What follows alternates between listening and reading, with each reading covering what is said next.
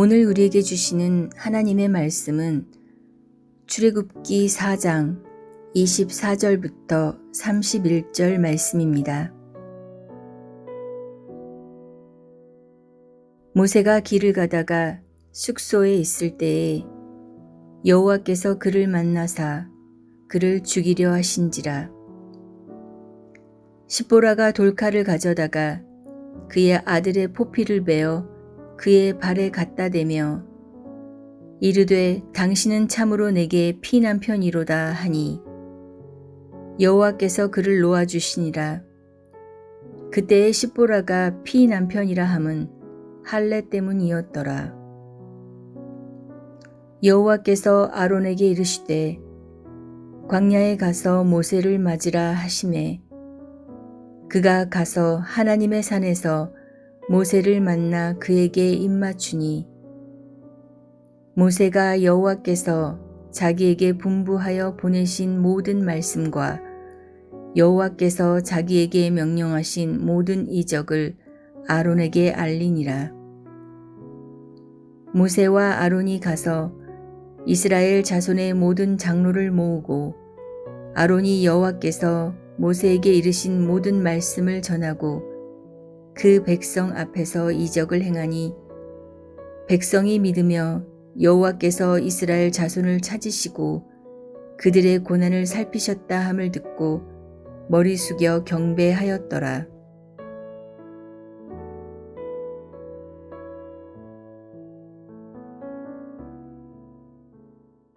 모세는 장인의 집으로부터 이제 애굽으로 출발을 하고 있습니다. 장인과 함께 40년간 살던 미디안을 떠나고 있는 것입니다. 그가 아내와 자식들을 데리고 이동하던 길은 사막의 상단들이 이용하는 무용로였습니다. 이 상단을 카라반이라고 부릅니다. 고대로부터 이 지역에는 카라반 유향 무용로라는 길이 있었습니다.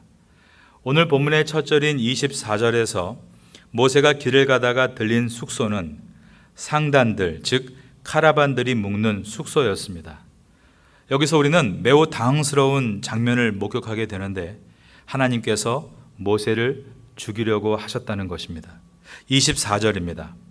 모세가 길을 가다가 숙소에 있을 때에 여호와께서 그를 만나사 그를 죽이려 하신지라. 여기서 여호와께서 그를 만나사, 이 만나사는 친밀하고 따뜻한 우호 관계 때에 사용하는 단어 카라라는 히브리어가 아니라 파가시라는 단어로 거칠게 접촉하다, 우리말로 한다면 한판 붙게 되는 상황이 벌어지게 된 것입니다.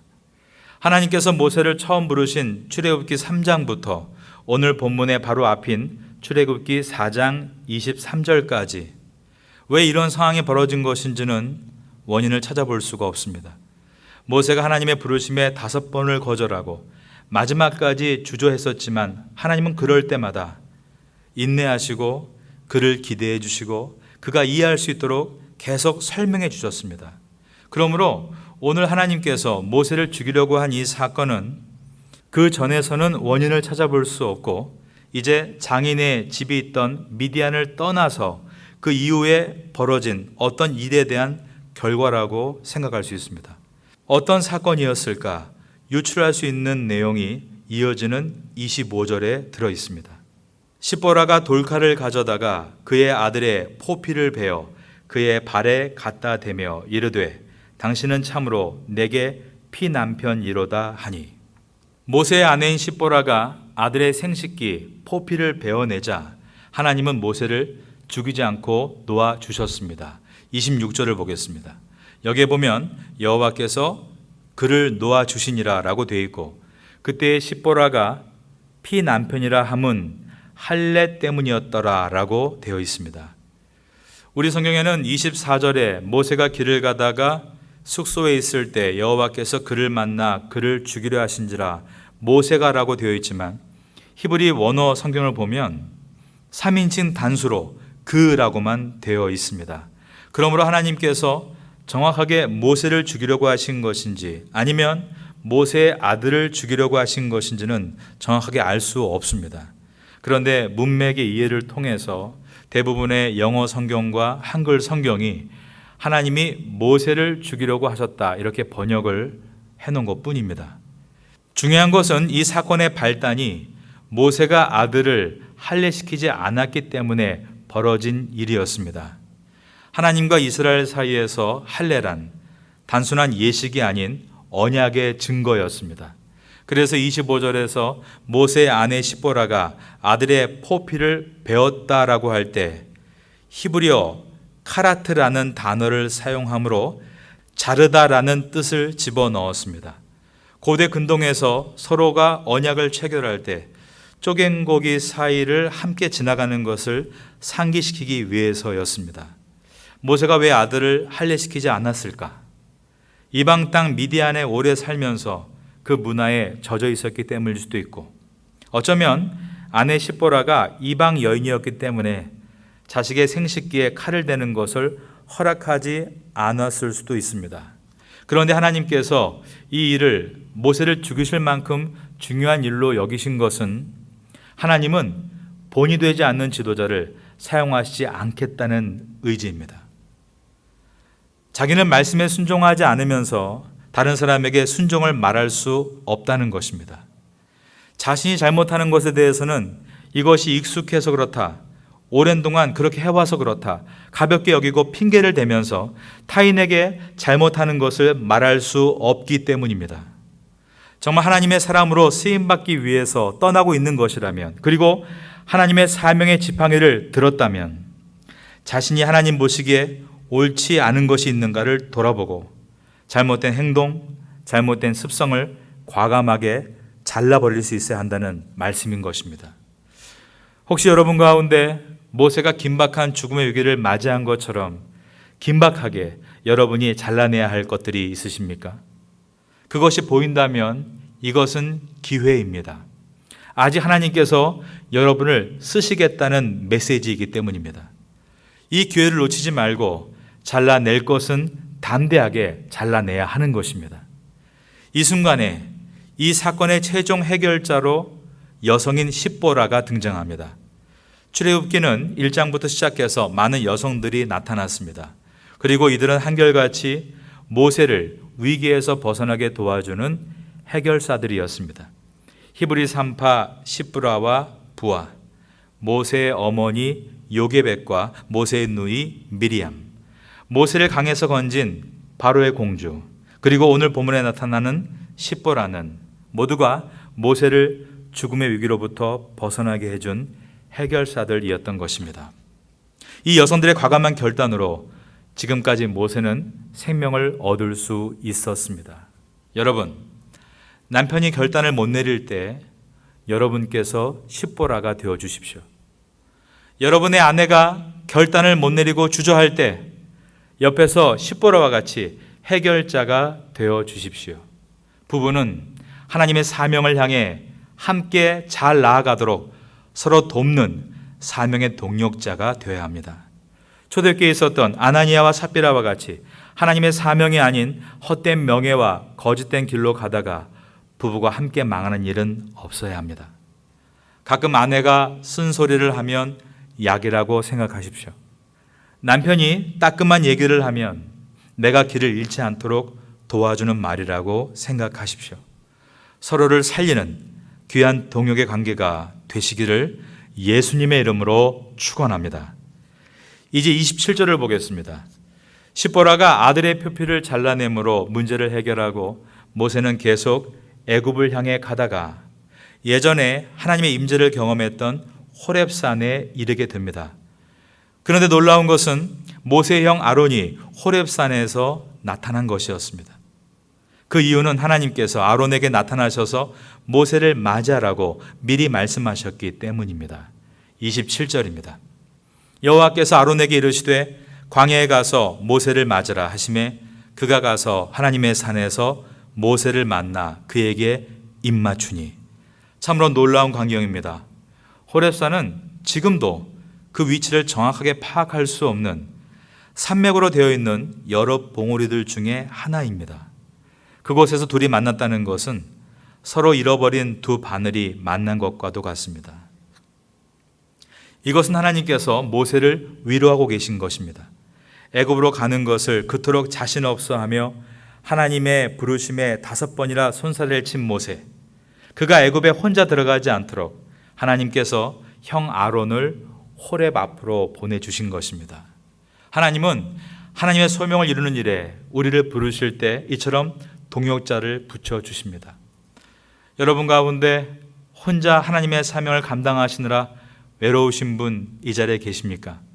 하나님께서 여러분에게 동역자를 붙여주신다는 것을 기억하시기 바랍니다. 혹시 이미 붙여주셨는지도 모릅니다. 기도하시면서 한번 주변을 잘 살펴보시면 좋겠습니다. 중요한 사실은 모세가 동역자 아론을 하나님의 임재가 있는 호렙에서 만났다는 사실입니다. 세상의 친구가 아닌 믿음의 동역자를 만난 것입니다. 우리가 은혜의 장소에서 이미 만난 사람이 있다면 그가 바로 동역자입니다.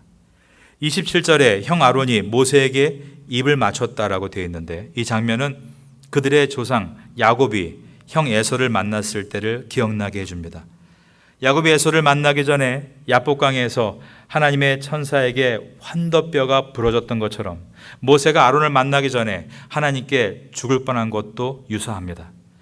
야곱의 모든 걱정이 에서가 먼저 달려와 안아주고 입 맞춰줬을 때 말끔하게 사라진 것처럼 모세가 가지고 있던 애굽에 대한 모든 걱정도 40년 전에 나를 그렇게 배척했는데 우리 동족은 나를 환영할 수 있을까라는 그러한 불안한 마음을 아론이 먼저 다가와 안아주고 입 맞춰줬을 때 그도 다 풀어지고 용기를 얻을 수 있었습니다.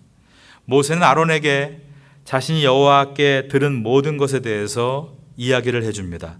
28절입니다.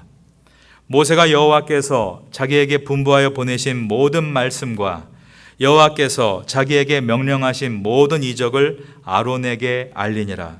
그리고 모세와 아론은 함께 동족인 이스라엘 사람들을 만납니다. 먼저 모든 원로들, 즉 장로들을 모아서 만났다고 되어 있습니다. 29절입니다. 모세와 아론이 가서 이스라엘 자손의 모든 장로를 모으고 그리고 이때 모세를 대신해서 아론이 하나님께서 모세에게 하신 말씀을 다 설명해 줍니다. 그리고 나서 모세는 이스라엘 백성을 만났을 때 보여주라고 명하신 이적들을 그들에게 보여주게 됩니다. 30절입니다. 아론이 여호와께서 모세에게 이르신 모든 말씀을 전하고 그 백성 앞에서 이적을 행하니, 이 이적은 지팡이를 내려놓으면 뱀으로 변했다가 꼬리를 잡으면 다시 지팡이로 돌아오는 이적이었고, 다른 하나는 모세의 손을 품에 넣었다가 빼면 문둥병에 걸려 있고 다시 품에 넣었다가 빼면 그 손이 깨끗하게 낫는 기적이었습니다. 이것을 본 후에 백성들의 반응은 모세가 걱정했던 것과는 전혀 다른 반응이었습니다. 이 말을 믿어주었고 하나님께서 자신들을 잊지 않으시고 돌아보셨다는 것에 오히려 그들은 머리 숙여 하나님을 경배했습니다. 오늘 본문의 마지막 절인 31절입니다. 백성이 믿으며 여호와께서 이스라엘 자손을 찾으시고 그들의 고난을 살피셨다 함을 듣고 머리 숙여 경배하였더라. 모세와 아론과 모든 이스라엘 백성들은 그날 은혜의 스파크를 느꼈습니다. 그 이유는 모두가 시선을 하나님께 두고 있었기 때문입니다.